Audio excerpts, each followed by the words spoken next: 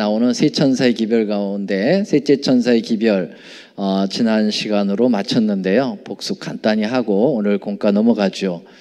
자, 세 천사의 기별에 세 문단이 있는데 처음에는 짐승의 표와 우상에게 경배하지 말라 경고를 하게 되었고요. 두 번째로는 그렇게 만약에 짐승의 우상에게 경배하고 표를 받으면 엄청난 멸망이 이르러 온다는 것을 반어적으로 굉장히 강하게 호소를 했죠. 그리고 거기에 거절하게 될 때에는 하나님의 계명과 예수 믿음을 지키는 남은 무리가 된다, 이런 표현을 했습니다. 특별히 그래서 이 세 천사의 기별 중에 셋째 천사의 기별은 두 가지 큰 계급으로 분류되는데, 하나님 계명과 예수 믿음을 지키는 자들, 그리고 짐승과 그 우상에게 경배하는, 그리고 표를 받는 자들, 이렇게 양당 간에 결정되게 될 것이다. 그래서 이제 이 셋째 천사의 기별은 어떤 선택을 강하게 요청하고 있죠.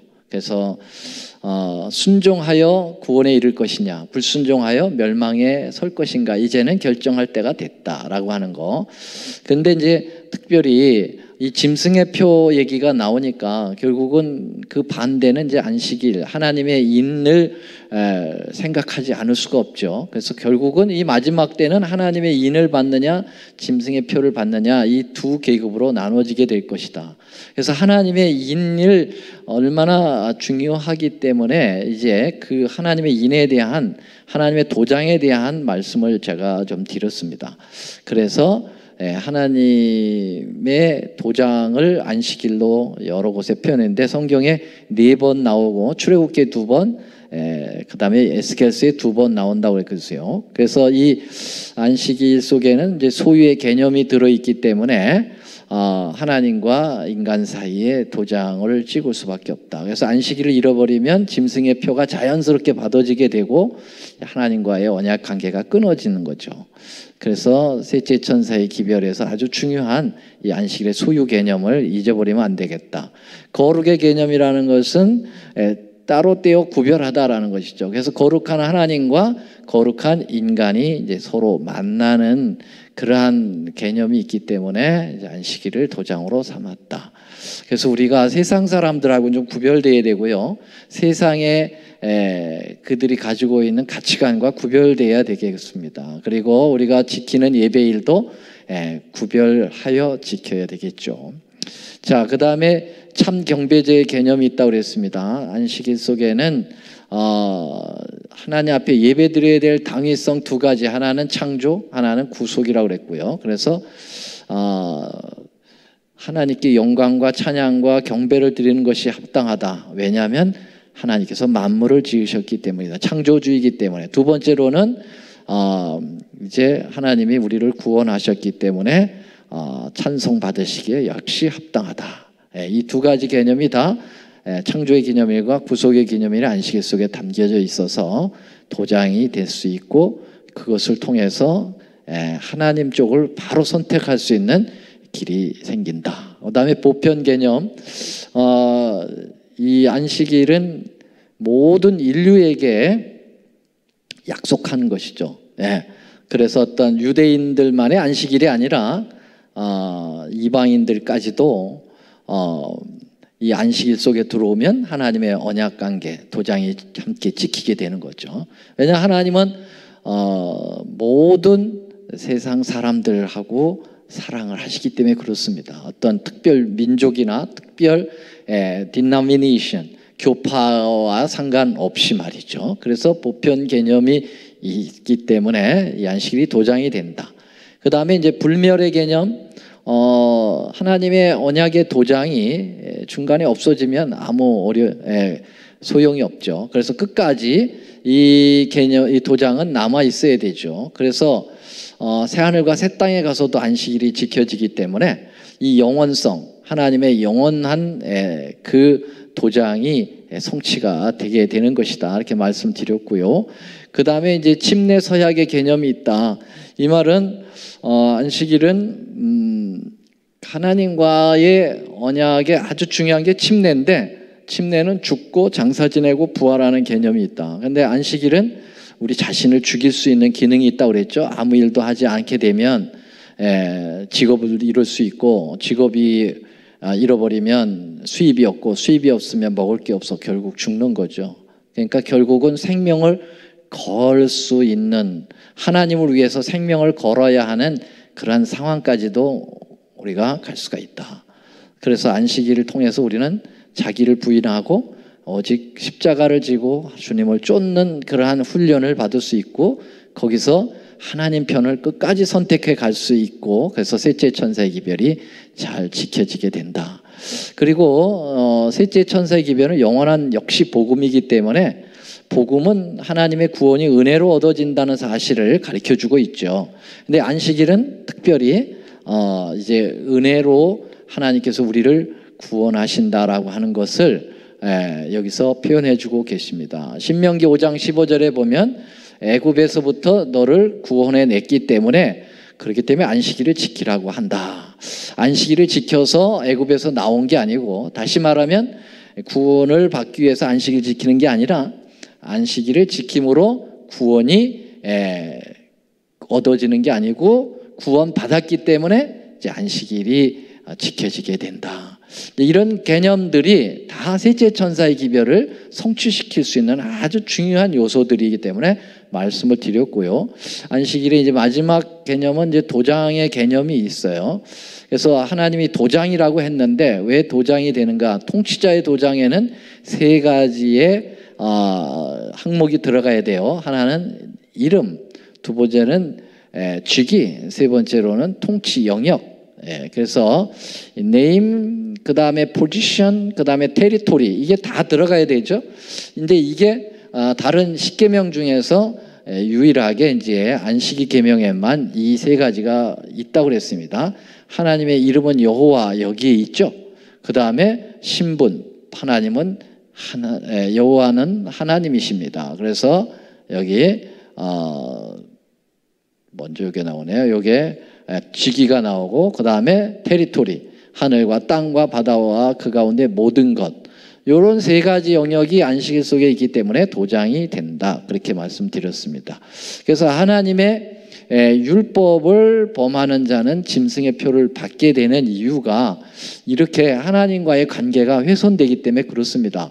그래서 하나님의 인인 안식일이 포기되면 자연스럽게 짐승의 표가 우리 안에 박히게 되면서 결국은 하나님을 영원히 잃어버리고 멸망으로 가게 된다고 하는 사실입니다.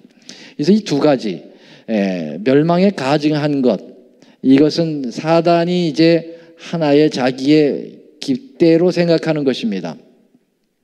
그래서 자기의 깃발로 생각하는 것이 거룩한 곳, 하나님의 가장 그 하나님과 연결된 거룩한 곳에 이제 이렇게 같이 서게 되면 이제 마지막 때가 온다라는 것입니다. 이것이 이제 마태복음 24장 15, 16절에 예수님께서 다니엘 11장에 나오는 멸망에 가증한 것을 언급을 하면서 결국은 이제 최후의 징조가 된다 그랬습니다.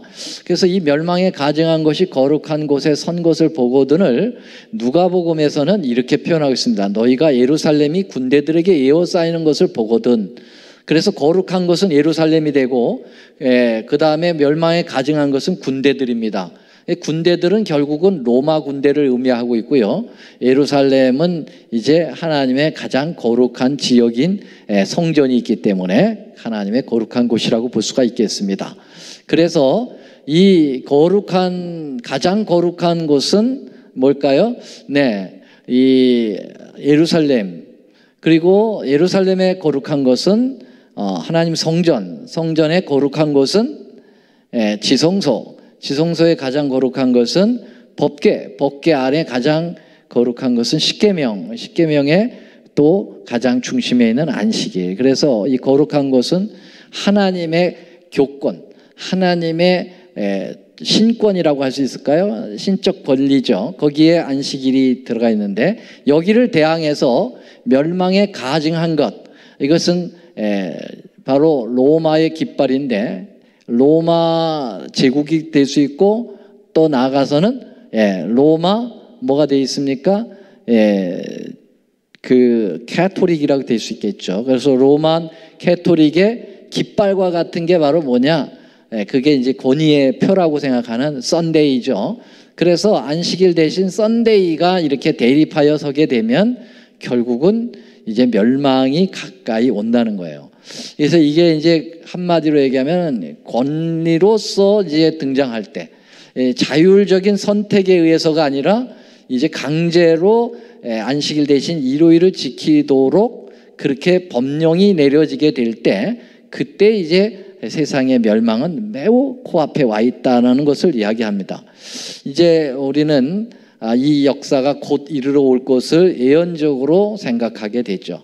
그래서 이 미국이라고 하는 나라부터 시작을 하게 됩니다. 그래서 미국 국회에서 이제 법령을 가지고 썬데이에는 아무 일도 하지 않고 쉬도록 한다라는 것입니다.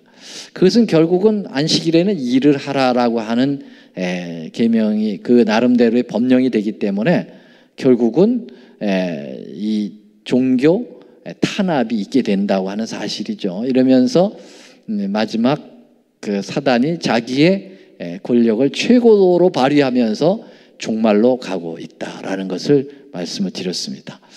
그래서 이것은 이제 대외적으로 국가적으로 정치적으로 이런 일들이 종교적으로 일어날 것이지만 우리 개인적인 삶에서도 이런 일이 있을 수 있다. 그래서 거룩한 것에 멸망에 가증한 것이 서는 그러한 우리의 신앙이 있을 수 있다. 그건 뭐냐면은 세속적 권력을 가지고 종교적 의무를 강요하는 바로 그 행위. 이게 바로 우리 개인의 짐승의 우상을 만들게 된다는 것이죠. 그러니까 우리는 하나님의 원리와 진리와 원칙에 따르는 게 아니라 자기 명예라든지 자기 이익이라든지 또 교회 안에서의 어떤 정치적인 세력을 이용해 가지고 신앙을 대치하는 행동, 이게 바로 이제 짐승의 표를 받게 되는 그러한 셋째 천사의 기별을 나름대로 어겨버리는 그런 일이 되게 되겠습니다. 그래서 오직 하나님과 그의 보내신 자 예수 그리스도를 알고 성령으로 새로 거듭난 자들, 곧 자아가 죽고 예수 그리스도를 그의 새로운 주인으로 모시는 자들만 이 우상 숭배에서 벗어날 수가 있고 셋째 천사의 기별이 우리 안에 이제 성취가 된다라고 하는 것입니다. 자, 그래서 셋째 천사의 결론이 이거거든요. 한번 같이 읽어볼까요? 시작. 성도들의 인내가 여기 있나니 저희는 하나님의 계명과 예수 믿음을 지키는 자니라.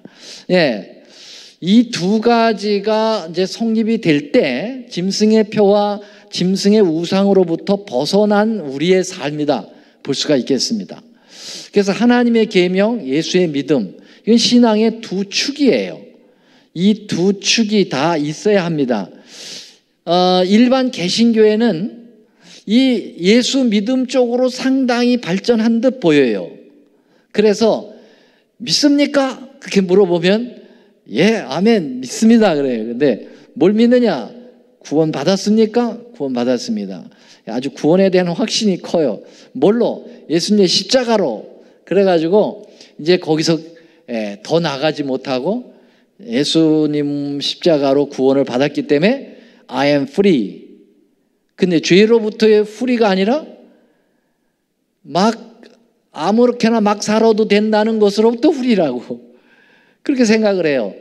그래서 뭐 다는 아니지만 많은 개신교인들이 구원의 확신은 대단히 큰데 삶은 엉터리예요.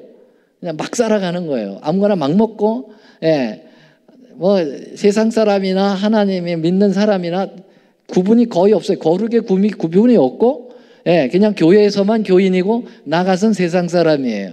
똑같이 쾌락과 즐기고 모든 걸 다 가치관이 똑같아요, 세상하고. 그런데 예수 믿고 구원 받았다는 거죠. 이게 이제 일반 개신교회의 단점이에요. 하나님의 계명, 이쪽으로는 십자가로 패했다 이렇게 생각하는 사람도 다수예요. 그래서 계명 필요 없어. 이제 우리는 자유야. 사랑만 하면 돼. 서로 사랑만 하면 돼. 하나님 사랑하고 이웃 사랑하면 돼. 그럼 사랑하는 게 뭐냐? 예수님이 그랬어요. 사랑하는 게 그럼 뭐냐? 그랬더니 예수님이 뭐라고 대답하셨어요? 질문하고, 예, 하나님을 사랑하는 것은 내 계명을 지키는 것이다 그랬거든요. 계명을 지키는 것을 통해서 사랑을 확증받는다 그랬거든요. 근데 그 말은 싹 잊어버리고, 예, 예수님 사랑하면 돼, 이웃 사랑하면 돼, 그리고 계명을 안 지키는 거죠. 그러면 그건 사랑하는 게 아니고 거짓말하는 거예요. 요한일서 2장에 보면은 나를 사랑하노라 하고 그의 계명을 지키지 않으면 거짓말하는 거라고 그랬어요. 그러니까 이율 배반적 신앙을 예수 믿음이라고 하는 치우친 신앙 안에서 하고 있다. 우리 교회 안에서 이설로 빠져나가는 사람도 이겁니다. 예수 믿음 쪽에 강조를 많이 둬요. 예, 그래서 십자가로 구원을 이미 받았다. 예, 그래서 그 다음에 어떤 심판은 거의 없는 것으로 치부해버리는. 근데요, 여기 보세요. 이게 성소죠. 성소 단면도죠. 예, 성소 이렇게 보면은요, 이렇게 직사각형으로 돼 있어요. 근데 이 길이가 100규빗이에요. 100규빗. 규빗이라는 것은 요 팔뚝급 지서부터 요 손끝까지가 1규빗이거든요. 약 50cm예요. 예, 그래서 100 곱하기 50cm 하면 얼마나 될까요? 50m? 예, 그 정도 되죠. 자, 그리고 이제 요게 넓이고요, 길이고요. 넓이는 50규빗이에요. 그래서 가운데를 딱 자르면은 50, 50, 50 해가지고 정사각형 두 개가 나오는 거죠. 이렇게 정사각형 두 개가 나오는데 요 지금 기명들을 보면은 번제단이 성소뜰 정 가운데 있고요. 그 다음에 뭐가 있어요? 요게 좀 가리키는 걸 보면 오케이. 여기 지금 여기밖에 안 되니까 여기가 지금 번제단이 있고요. 예, 여기가 뭐 있어요? 물두멍이 있고요. 그리고 이제 여기까지가 성막뜰입니다. 이게 첫째 저희가 되고 여기가 두 번째 저희가 됩니다. 그래서 옆 성소뜰은 예수 믿음과 상당히 직결되어 있습니다. 예수 믿음은 예수님의 십자가죠. 그렇죠? 예, 십자가죠. 그래서 번제단은 예수님의 십자가를 의미하고 그다음 물두멍은 침례를 의미하거든요. 그래서 예수 십자가를 믿고 침례를 받으면 구원을 인정받아요. 그게 이제 칭의라고 하는 단계죠. 자, 요게 예수 믿음 편이고요. 근데 성경에는 이것만 가지고는 안 된다는 거예요. 예수 믿음에다가 하나님의 계명을 지키고 우리가 여기에도 나오잖아요. 자, 예수 믿음이 있고 하나님의 계명이 있잖아요. 이 두 가지가 같이 병행돼야 된다는 거죠. 근데 이게 한쪽으로 치우치면 이게 이제 왜곡된 신앙이 되는 거죠. 일반 개신교회는 이쪽 예수 믿음 쪽에 상당히 강조를 두고 요 성소 안으로 들어가는 데는 실패했어요. 근데 우리 재림교회는 안 그런데 우리 재림교회는 하나님 계명 예수 믿음을 조화롭게 가르치고 그렇게 살아가도록 유도하지만 그러니까는 때때로 소수의 무리들이 예수 믿음은 좀 약하게 보고 하나님 계명 열심히 지켜야 된다 쪽으로 너무 강조선을 둬가지고 역시 언밸런스로 가는 우리 재림교인들도 있다는 거죠. 그 왜 그러냐면 안식일이 계명이잖아요. 그래서 안식일을 잘 지켜야 된다. 안식일 하니까 계명으로만 가는 거예요. 안식일 속에 율법이라는 기능이 있지만은 우리가 이제까지 공부한 것처럼 안식일 속에 복음적 기능이 굉장히 크거든요. 예수 믿음이 안식일 속에도 있는 거예요. 그래서 하나님 계명 예수 믿음이 이렇게 잘 조화를 이루어야 제대로 된 신앙으로 그래서 셋째 천사의 기별이 완성이 되는 겁니다. 자, 지난 안식일에도 제가 설교를 드렸습니다마는 예수님의 십자가를 믿고 침례를 받아 구원을 받았으면 거기서 끝나지 말고 이건 탄생이라고 그랬죠? 탄생이에요. 탄생 다음에 뭐가 해야 된다고 그랬어요? 자라야 된다고 그랬잖아요. sanctify. 자라야 된다고요. 어린아이도 태어나서 끝나는 게 아니고 자꾸 먹이고 숨쉬게 하고 운동시켜서 자라가 성장하게 하는 거죠. 그게 바로 이 성소 안에 이 두 번째 부분 성소 안에 이제 떡상이 있어가지고 떡 먹고 자라고 그리고 이제 떡상의 저기는 이제 말씀이죠. 성경 말씀을 먹는 거와 같아요. 그 다음에 분향단은 이제 호흡과 같은 거예요. 그래서 숨을 쉬어야 되고, 그 다음에 이 촛대는 성령의 감동을 통해서 빛이 발하여지는 거죠. 그래서 우리의 삶을 하나의 전도의 삶으로 사는 거죠. 입으로 전도하는 것도 굉장히 중요하지만 우리의 삶이 빛이 되는 거죠. 우리 삶 자체가 전도가 되도록 하는 거예요. 그러니까 말만 전도 잘하면 그건 능력이 없어가지고 사람들 끌지도 못하고 끌어가지고 와도 다 떨어져 나가요. 왜냐하면 아이고 말만 뻔지로 하는구만. 그래. 삶에 감화가 없어요. 근데 진짜 빛과 소금이 되려면은 우리의 삶에서 성령의 변화를 통해 가지고 변화된 삶을 보여줄 때, 야, 저 사람 개판이었는데 예수 믿고 저렇게 달라졌구나. 저렇게 예수를 믿으면 저런 삶이 있구나. 정말 저렇게 사람이 변화시키는구나. 정말 자신을 위해 살지 않고 남을 위해 사는구나. 저렇게 성품이 정말 바뀌어지는구나. 이걸 하면서 나도 저런 삶을 살고 싶다. 이렇게 돼야 되는 게 진짜 전도죠. 그래서 이렇게 정말 우리의 십자가가 우리의 삶에 적용이 돼가지고 이렇게 변화가 일어나는 거죠. 이게 바로 이 성서 첫 번째 칸이 되는 거고, 그 다음에 언약궤 안에 들어가면 계명이 있고, 그 계명이 바로 삶을 그렇게 살도록 유도해주고, 그렇게 살아갈 수 있도록 길을 열어주게 되는 것이죠.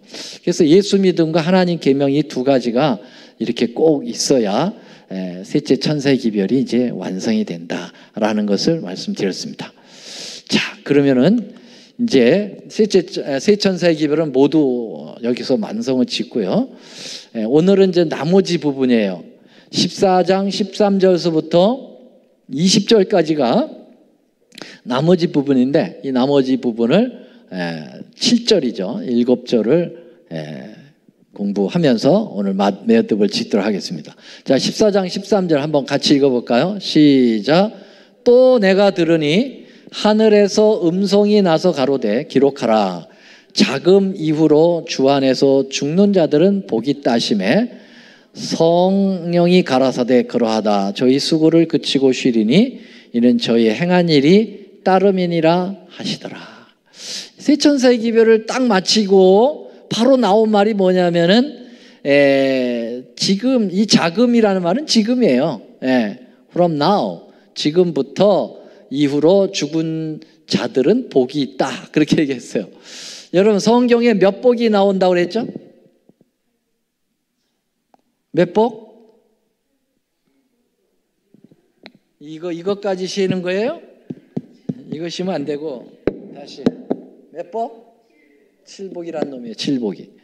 그래서 마태복음엔 8복이 나오고 계시록에는 7복이 나옵니다. 그래서 7복에 어떤 복들이 있을까요? 계시록 1장 3절에 보면은 이 말씀을 읽는 자와 듣는 자와 지키는 자들이 복이 있다. 이게 첫 복이고요. 두 번째 복이 이거 바로 이거예요. 계시록 14장 13절에 지금 이후로 죽는 자가 복이 있다. 무슨 죽는 자가 복이 있냐? 조금 이따 설명을 드리고요. 그 다음에 세 번째 복은요, 16장 15절에 나오는데요. 내가 도적같이 오리니 누구든지 깨어서 자기 옷을 지켜 벌거벗고 다니지 아니하면 부끄러움을 보이지 아니하는 자가 복이 있다. 그러니까 옷을 입고 다녀라 이 말이에요. 옷 안 입고 다니는 사람 있어요? 다시 말하면 그리스도의 의의 옷을 입으라는 거죠. 자기 옷을 입으면 벌거벗은 것과 같대. 하나님 보시기에. 이게 부끄러워. 그래서 의의 옷을 입고. 그 다음에 네 번째 복은 무슨 복이냐면은 19장 9절에 보면은 천사가 내게 말하기를 기록하라. 어린 양의 혼인잔치에 청함을 입은 자들이 복이 있다. 어린 양의 혼인잔치가 하늘 생명 강가에서 이루어지죠. 그곳에 청함을 받으면 복이 있다는 거죠. 여러분들 그곳에 청함 받았습니까? 주님으로부터 청함을 받았습니다. 복이 있는 거예요. 이런데 다 주님은 다 초청했는데, 그런데 아예 이거 성경 모르고 교회도 안 다니고 그러면 초청장을 발휘해도 초청장 못 받는 거예요. 예, 그냥 가지를 못하는 거죠. 예, 초청장이 어디로 주소로 나가야 되는데 주소가 없어. 근데 우리는 주소가 있습니까? 주소가 있어요. 그래서 와 그러면 가면 됩니다. 예, 초청에 응하면은 주님께서 거절하지 않으실 거예요. 그 다음에 20장 6절에 보면은 이 첫째 부활에 참여하는 자가 복이 있다 그랬어요.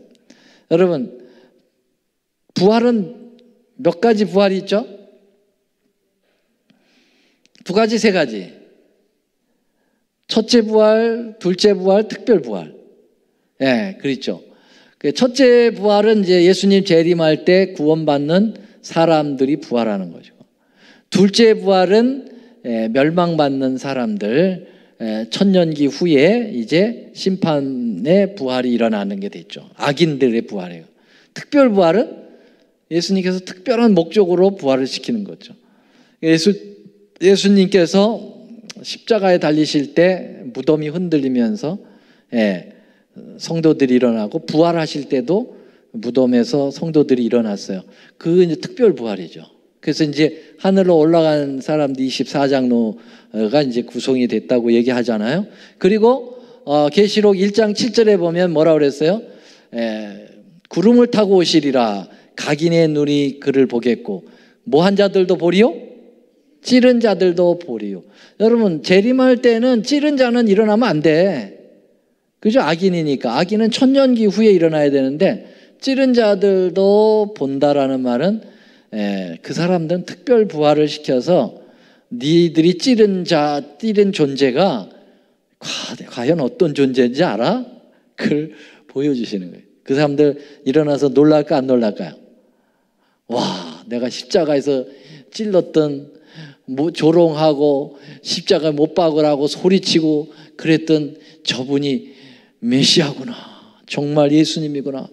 하늘로부터 막 천천만마의 천사들과 함께 내려올 때 굉장히 놀랄 거예요. 그렇죠. 그게 특별 부활이고요. 그래서 이 첫째 부활에 참여하는 자가 복이 있다. 그 다음에 이제 여섯 번째 복에 보면은 보라 내가 속히 오리니 이 책의 예언의 말씀을 지키는 자가 복이 있다. 그래서 이 첫 번째 복하고 비슷해요. 그 다음에 일곱 번째 복은 그 두루마기를 빠는 자들이 복이 있다. 그럼 세탁소 하는 사람들이 복이 있는 거예요? 두루마기 빤다는 말이 뭐예요? 우리의 옷이 더러워져요. 의의 옷이 더러워지면 십자가의 피로 깨끗하게 다시 클린해야 돼요. 그렇죠? 그걸 의미합니다. 자, 일곱 번째 복 중에서 두 번째 복이 이복이라고 그랬는데요. 자금 이후로 주 안에서 죽은 자들이 복이 있다.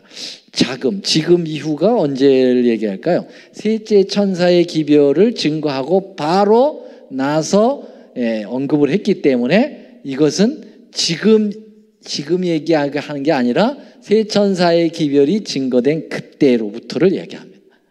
그럼 셋째 천사의 기별이 처음 증거된 때가 언제일까요? 1831년입니다. 윌리엄 밀러가 처음 이 재림운동을 일으킬 때가 1831년이에요. 그거를 첫째 천사의 기별의 시작점이다 이렇게 봅니다. 그럼 둘째 천사의 기별이 연도로 보면 언제쯤일까요? 둘째 천사의 기별은 바벨론에서도 나오라고 그랬잖아요. 그거는 재림운동을 일으키면서 일반 디나미네이션 교파로부터 나오라고 강하게 호소했던 때가 언제냐면 1844년 여름이었어요. 그때가 이제 둘째 천사의 기별이 증거된 해라고 봅니다. 그러면 셋째 천사의 기별은 언제 증거되기 시작했을까요?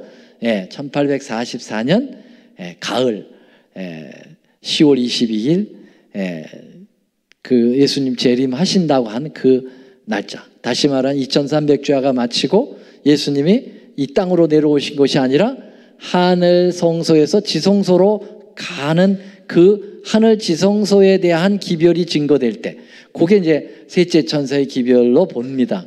자, 그러면은요, 세 천사의 기별은 삼중 기별이라고 그랬죠. 처음에는 따로따로 나갔어요. 첫째 천사에 31년에 나갔고, 그 다음에 둘째 천사는 1844년 여름, 셋째 천사이면 가을. 근데 나중에는 가을에 가서는 이 세 개가 함께 나가죠. 그래서 삼중기별인데요. 그래서 세 천사의 기별을 그냥 셋째 천사의 기별 이렇게 표현해도 세 천사의 기별로 봅니다. 첫째, 둘째, 셋째가 다 모두 포함된 것을 의미합니다. 그렇다고 하면 자금 이후로라는 말은 1831년 이후에 죽은 자들은 복이 있다는 건데 everybody? No. 여러분 1831년 이후에 누구나 그 죽은 자들 누구나 다 복이 있다는 말은 아니고요. 이 세 천사의 기별 때문에 열심히 증거하다가 순교를 하거나 핍박을 받아서 또 우리가 진리를 지키다가 죽으면 복이 있다, 그런 의미를 얘기하는 것입니다. 자, 근데 이들의 이제 쉼은 수고를 그치고 쉬겠다, 그런 표현이 나와 있죠. 그렇죠? 이제 고생 많았어. 편하게 지내다가 쉬는 게 아니고 복음을 위하여 전력을 다하고 정말 피곤한 삶을 살았죠. 인간적, 육적으로는. 근데 영적으로는 이제 그게 죽음으로써 쉼이 되게 되는 거죠. 그렇죠? 그걸 얘기하고 있습니다. 그래서 세 천사의 기별에 쉬지 못한다는 말이 있어요. 누가 쉬지 못할까요? 여기 제가 이건 안 가져왔는데 뒤로 좀 넘어가 봅시다. 죄송합니다.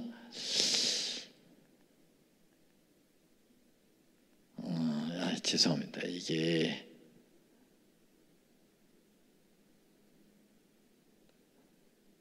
자, 여기 보면은 11절 보세요. 그 고난의 연기가 세세토록 올라가리로다. 짐승과 그 우상에게 경배하고 그 이름의 표를 받는 자는 누구든지 밤낮 쉼을 얻지 못하리라. 여러분, 이 짐승의 표와 짐승의 우상에 경배하면은 처음에는 굉장히 쉬운 것 같고, 왜냐하면 어려운 걸 다 피해가는 거니까. 그래서 쉼이 있는 것 같은데 결국은 나중에 쉼이 없어요. 그게 인생을 더 피곤하게 만드는 거예요. 자유가 없는 거예요. 뭐가 너희를 자유케 하리라? 진리가 너희를 자유케 하리라.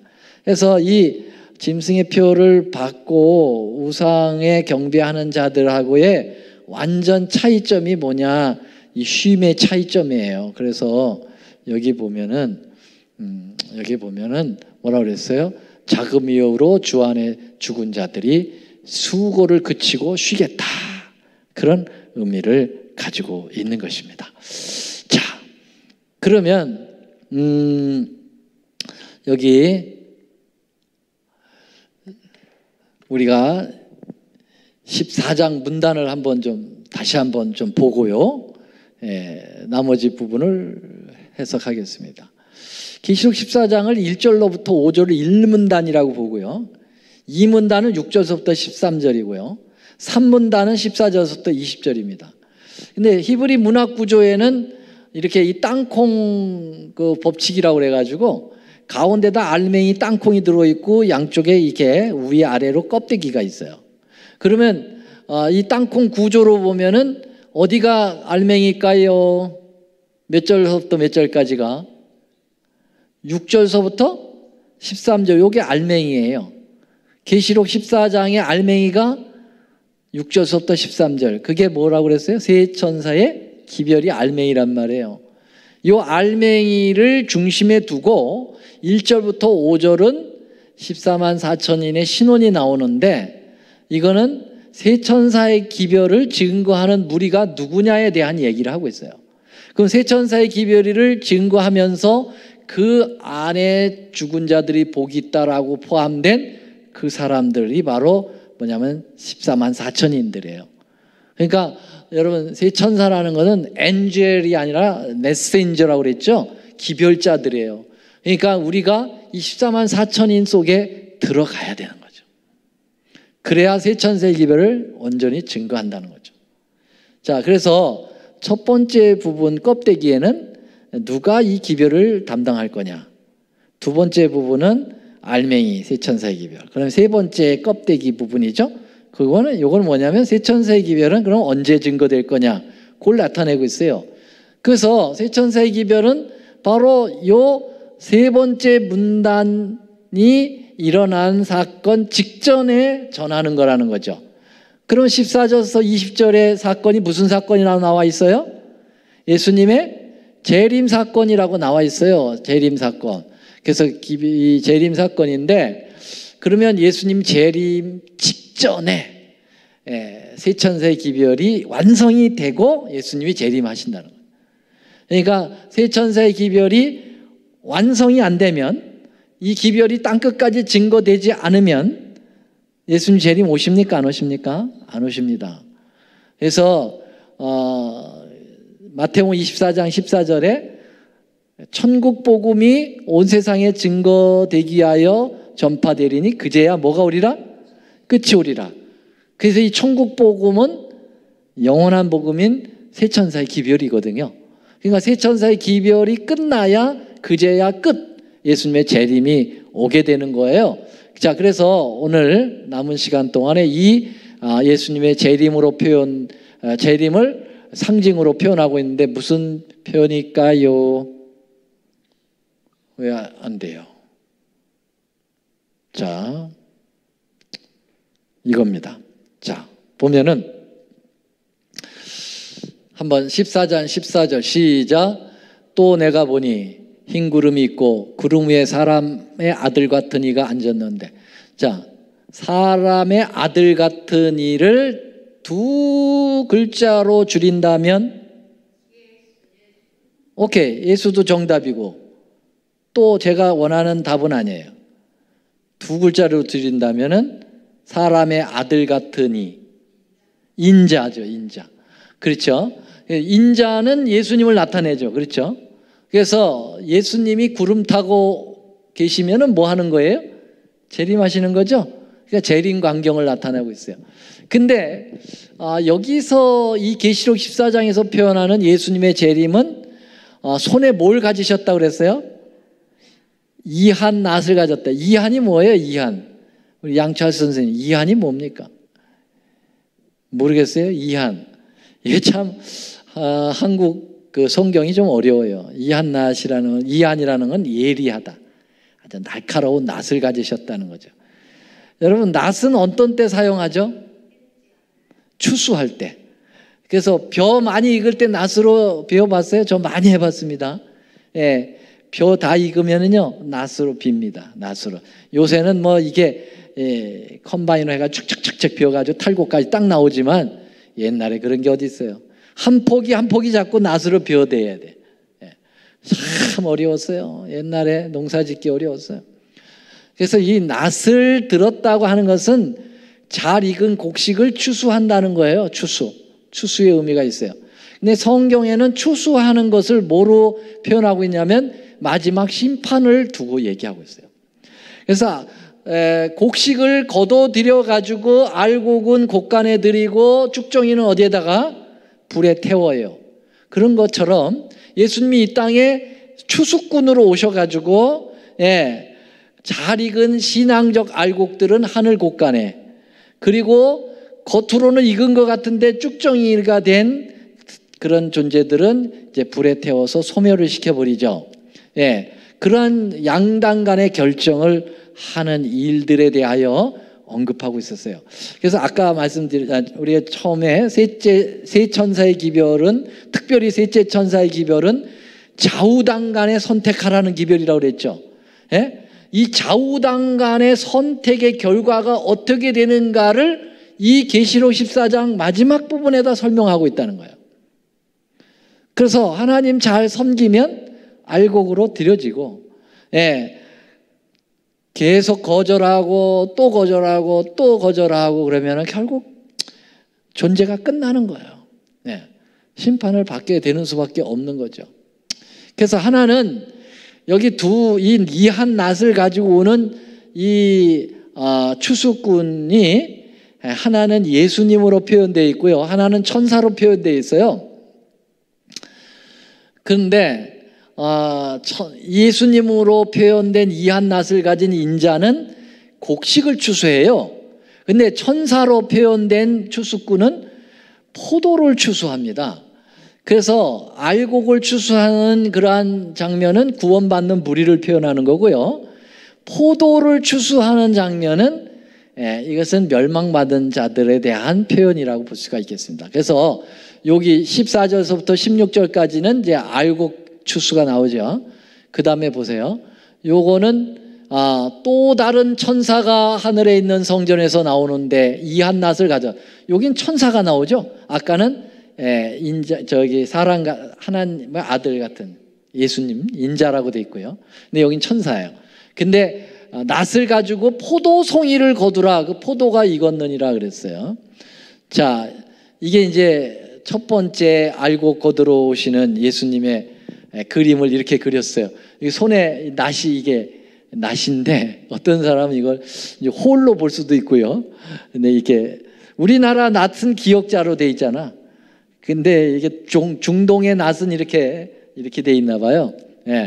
그래서 또 제가 필리핀에 가니까 또 거기 또 낫이 또 이상하게 또 달라. 모양이 다 달라요. 어떻든 추수하러 이제 오시는 장면입니다. 자, 그래서 여기 보면은 짐승의 표가 강요될 때 두 부류로 나눠지고 세 천사의 기별을 들을 때 두 부류가 갈라지는 것입니다. 여기 맨 밑에 보면은 FVVF 이렇게 나와 있어요. F가 좋을까요? V가 좋을까요? F는 뭐냐면은 fail이에요. fail, 실패했다라는 거고요. V는 뭘까요? victory예요. victory. 자, 그래서 짐승의 표가 강요될 때 fail하는 사람들은 어떤 사람이냐? 현실 문제를 해결하기 위하여 짐승에 굴복하는 사람들이에요. 하나님이고 뭐고 없어. 일단 내가 살고 봐야 돼. 그리고 신앙이고 뭐고 다 포기하고 먹고 사는 일에만 전념을 해. 돈 버는 데만, 쾌락을 즐기는 데만, 쉬는 데만 전력을 다해. 그런 사람들은 이제 결국 짐승의 표를 받게 되는 거고요. 그러나 때로 내 목숨이 끊어진다 할지라도 사단의 이 강요되는 짐승의 표를 거절하고 하나님 앞에 굳게 서는 자들은 빅토리가 될 겁니다.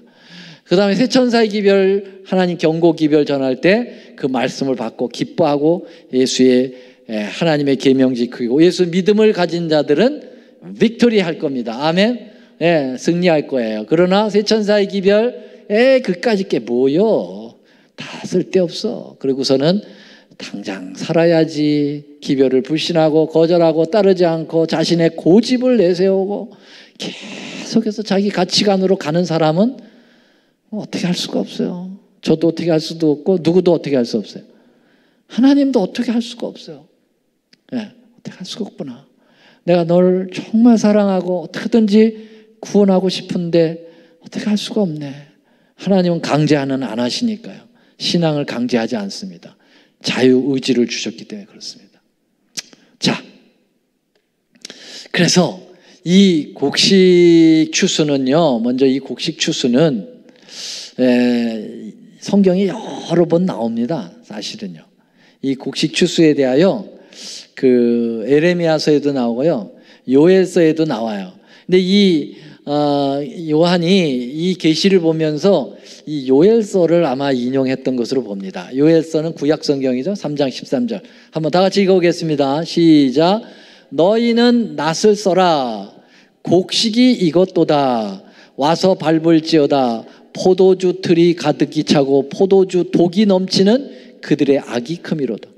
여기 낫을 얘기하고 있고 두 추수가 나옵니다. 하나는 무슨 추수? 곡식 추수.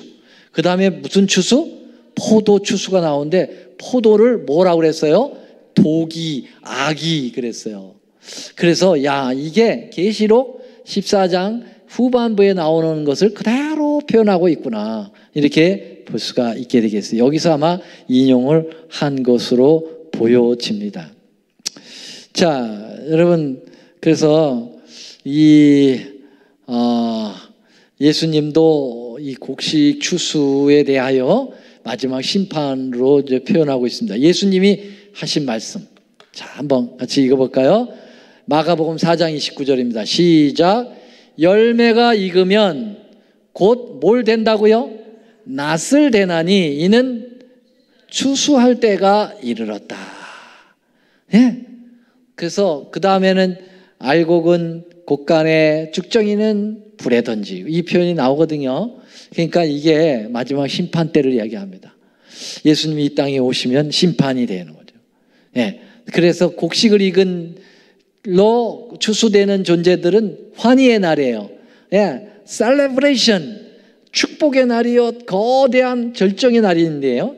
그런데 동전의 양면처럼 이 포도 부류로 소속된 존재들은 어떻게 될까요? 완전히 그날은 제삿날이지 뭐 영원히 죽음, 생명이 끊어지는 날이 되겠습니다. 자, 이 포도 추수에 대해서 조금 더 보겠습니다. 천사가 이제 추수를 하게 되는데 이제 심판이 이루어지게 됩니다. 근데 좀 아이러니하죠. 왜 그러냐? 성경에 포도 하면은 대부분 이미지가 좋았어요. 그렇죠? 포도, 예수님이 뭐라고 했어요? 나는 포도나무요, 너희는 가지라고 그랬잖아요. 예수님이 당신 포도로 표현했는데 포도는 좋은 쪽으로 표현되는 줄 알았는데 여기 보면 포도는 악하다 이렇게 표현이 됐단 말이에요. 그게 악인으로 이제 표현이 된다. 이게 어떻게 된 일이냐? 여러분, 이 성경에는 이중적 의미가 많아요. 예를 들면 뱀은 좋은 의미로 썼습니까? 나쁜 의미로 썼습니까? 나쁜 의미로 썼죠. 사단으로 대칭됐잖아요. 근데 예수님이 광야에서 뭐라 그러냐면 모세에게 어린 양을 다루라고 그랬어? 노뱀을 다루라고 그랬어요? 노뱀을 다루라고 그랬어요. 그 뱀을 쳐다보는 자는 살리라고 그랬는데 그 뱀은 누굴 또 나타냈습니까? 예수님을 나타냈어요. 그 재밌죠? 뱀은 아주 나빴는데 또 가장 좋으신 예수님으로 표현됐다. 그건 이제 뭐냐면 예수님이 모든 죄를 한 몸에 지니고 돌아가시는 대속의 죽음을 표현한 게 이제 그렇게 본 거죠. 그럼 여기서 포도는 굉장히 좋은 건데 나쁘게 표현된 이유는 뭐냐면은 여러분, 포도는 피를 나타내요. 피가 나타나는데, 그러니까 피 흘린다라는 건 그렇게 좋은 거는 아니었어요. 그렇죠? 물론 예수님의 피 흘림은 우리의 구원을 의미하기도 했지만 말이죠. 그래서 예수님의 피 흘림을 거절하는 사람은 진짜 피를 흘리는 거죠. 그렇죠? 그런 의미에서 이 포도를 상징하지 않았나 그렇게 보는 것입니다. 그래서 여기 보면은요,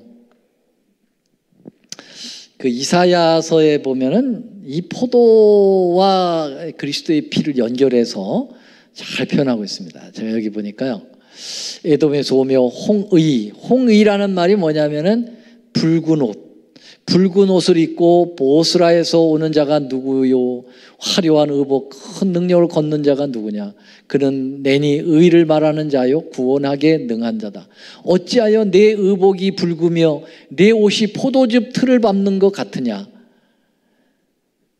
그 옷에 붉은 옷을 입었지만 또 포도주가 묻었어.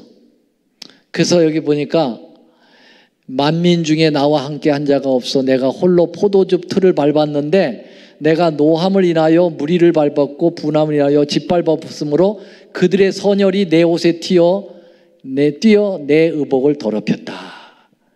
그러니까는 여기서 이 포도즙 틀을 밟았다 하면서 그 포도즙의 그 포도 붉은색이 옷에 묻었는데 그걸 뭘로 상징하냐면은 하나님을 거절한 악인들을 하나님이 심판의 발로 밟은 그 피다라고 표현하고 있어요. 여기 조금 더 읽어볼까요? 이는 내 원수 갚는 날에 내 마음에 있고 내 구속함의 해가 왔느니 내가 본즉 도와주는 자도 없고 붙들어주는 자도 없으므로 이상히 여기어 내 팔이 나를 구원하며 내 분이 나를 붙들었음이로다. 내가 노함을 인하여 만민을 밟았으며 내가 분함을 인하여 그들을 취케 하고 그들의 선열로 땅에 쏟아지게 하였느니라. 그래서 심판의 피를 이 포도주로 상징한 것이 이사야 63장에 나와 있어요. 자, 그러면 이제 마지막. 이 포도주 틀에서 나온 그 피가 얼마나 많은가 여기 보니까 20절 한번 같이 읽어볼까요? 시작. 성 밖에서 그 틀이 밝히니 틀에서 피가 나서 말굴레까지 닿았고 1600 스타디온이어라. 스타디온이라는 말이 뭐예요? 이 스타디온이라는 말은 하나의 이 길이, 어떤 그 메이저 할 때 재는 그러한 하나의 길이에 저기 해당이 되는 건데요. 여기 보면 1스타디온은 약 185m 정도가 된다고 그러네요. 그래서 1600 스타디온은 300km. 예. 이 300km는 이 이스라엘 나라의 북쪽에서부터 끝까지가 약 300km라는 겁니다. 그러면은 이 피가 이스라엘 전역에 넘쳤다, 이런 표현을 하고 있는 거예요. 그래서 1600을 이렇게 나누어 볼 수 있습니다. 어차피 상징수입니다, 이게요. 그래서 4 곱하기 4 곱하기 10 곱하기 10인데요. 4, 4, 16. 그래서 100인데요. 10은 충만수로 볼 수 있어요. 그래서 작은 충만이죠. 큰 충만은 1000이고요. 그래서 피가 충만하게 이렇게 나왔다. 말은 악인들의 심판의 피로 이스라엘이 물들었다, 그런 표현을 하고 있는 것입니다. 어쨌든 결론은 주님은 한 명도 이렇게 피를 보고 싶어 하지 않으셔요. 근데 끝까지 거절하면 결국 이 피를 볼 수밖에 없다는 겁니다. 우리는 두 가지 피를 볼 수 있어요. 하나는 그리스도의 피를 보고 구원을 얻든지, 아니면 악인의 피가 되어서 하나님의 옷을 더럽히든지, 둘 중에 하나입니다. 여러분, 어떤 피를 선망하시겠어요? 그리스도의 피를 선망해야 되겠죠. 맞습니까? 네. 자, 그래서 이렇게 해서 요한계시록 14장을 14번에 14번이 아니에요. 세천세기별만 14번이니까 봐. 엄청나게 많이 했습니다. 다음 시간에는 계시록 15장을 공부하면서 또 새로운 국면을 공부하도록 하겠습니다. 그동안 수고 너무 많이 하셨습니다. 고맙습니다. 오늘도 여러분 받으신 은혜를 좀 나눠주시면 고맙겠습니다. 자, 우리 머리 숙여 기도하고 마치겠습니다. 하늘에 계시는 사랑의 아버지 하나님, 우리는 계시록 14장을 공부하면서 너무나도 풍요로운 하나님의 기별에 저희들 심취했습니다. 아버지요, 앞에 거 공부하고 뒤에 거 또 공부할 때 앞에 거 잊어버리고 또 뒤에 거 또 잊어버리고, 그게 우리들입니다. 그러나 우리 마음은 말씀으로 깨끗해진 줄 압니다. 그리고 이렇게 인풋됐던 말씀은 중요할 때 put out 되어서 유효 적절하게 이 마지막 때를 준비하며 사는데 큰 무기가 될 것으로 믿습니다. 말씀에 동참한 하나님의 귀한 남녀 종들에게 복을 내리시고, 이들이 하나님 말씀을 사모한 만큼 아버지여, 주님 이 땅에 오실 때 알곡으로 곳간에 드려지게 도와주시옵소서. 우리의 주위에서 한 명도 정말 심판의 피로 하나님의 옷을 더럽히지 않도록 주님 도와주시옵소서. 우리에게 구원이 있음에 감사하고, 예수님의 있음에 감사하고, 주님의 돌보심이 있음에 감사하고, 예수님의 재림의 소망이 있음에 감사합니다. 예수님의 이름으로 간절히 기도드리옵나이다. 아멘.